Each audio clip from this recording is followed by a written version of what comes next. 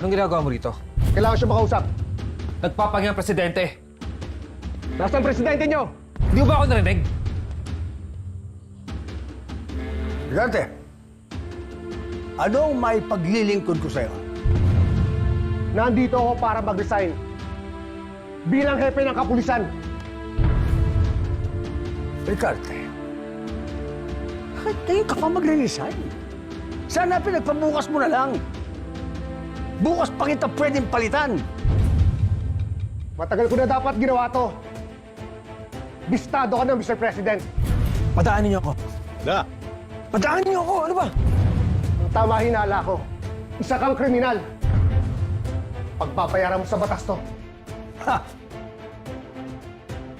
Ricarte, sana lahat itong sinasabi mo kaya mong panindigan.